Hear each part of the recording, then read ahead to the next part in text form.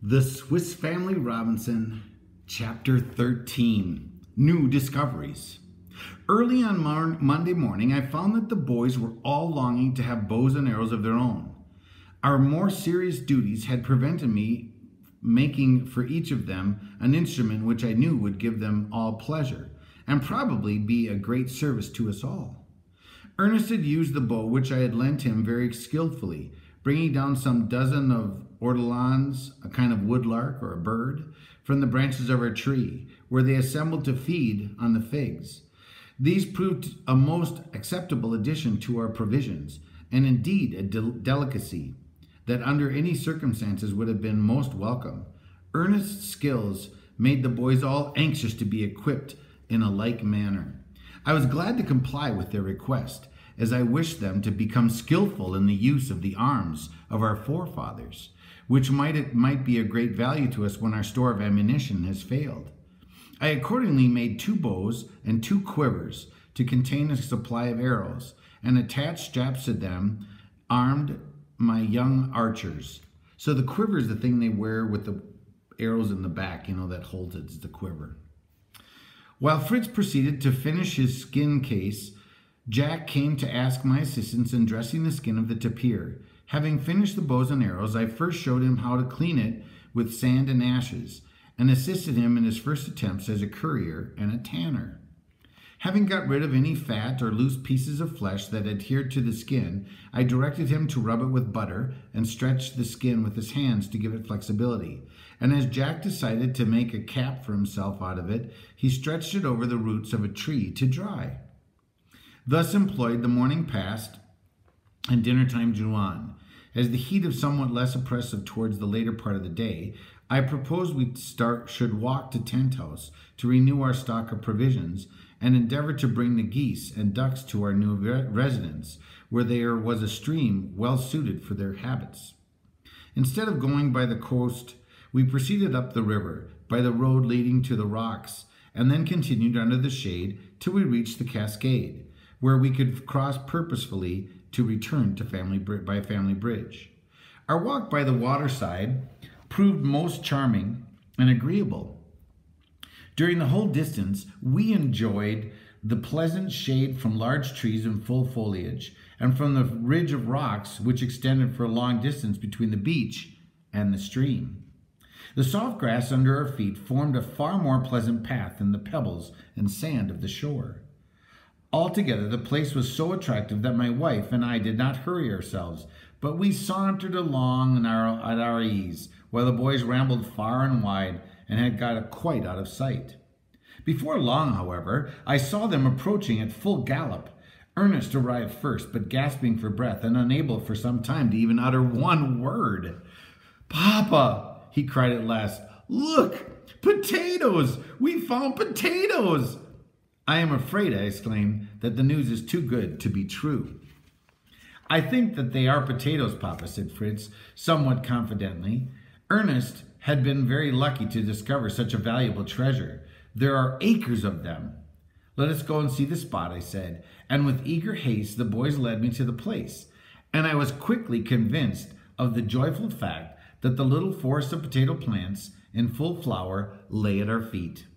"Oh," cried Jack, "I knew there were potatoes. What a treat! If Ernest was the first to discover them, I would be the first to get you to supply.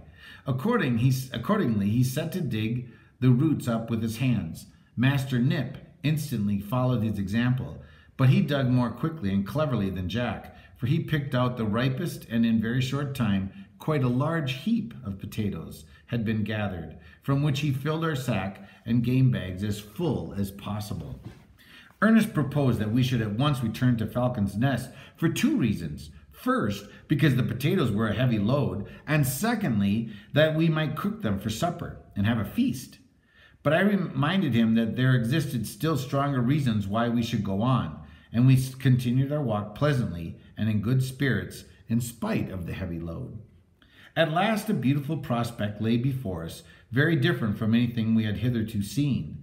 Tropical plants of all descriptions carpeted the ground, prickly shrubs and flowers of every hue, which could only be reared in hothouses at home.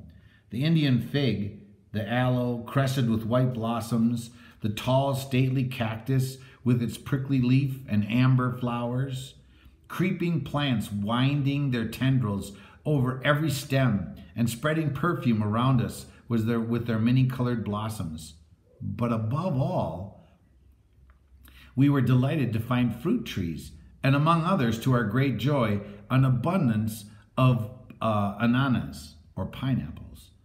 I also discovered among the various prickly-leaved plants a carotis, a kind of aloe, partly in bloom, but chiefly covered with young shoots. This plant was a welcome sight to me. "See, boys," I called out, "this is the most valuable discovery. The under foliage of this plant resembles the pineapple, but the stem is far more elegant. Observe how slender and upright it grows, and what beautiful red blossoms. I am glad to be able to inform your mother that, when she wishes to mend our clothes, I can now supply her with thread made from filaments, and I explained that it is only necessary to dry the leaf in the sun or before a fire in order to cause the fibers to easily separate from their covering. With this I split a leaf and drew out a number of very strong yet beautifully fine threads, certainly not longer than the leaf, yet still long enough to form a needle. "You see, children," I remarked to the boys, "it is not safe to judge by appearances. The carotis, which you despised, proves far more useful than either the dainty pineapples or the potatoes. Its pith also supplies an excellent tinder." "Yes," cried Ernest, "I'll own it a very valuable, but what is the use of all the other prickly plants that grow in such profusion around us?"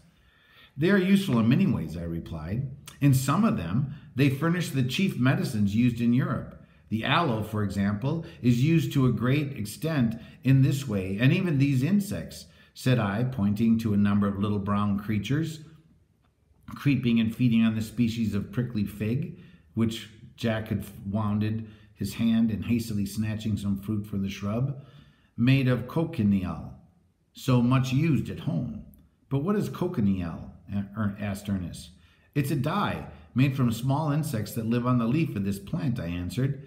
"They are collected by people, shaking them from the trees in a cloth. When they are dried and packed tight together, they form a very important article of commerce, as the richest and most beautiful scarlet dye is produced from them." Scarlet's red.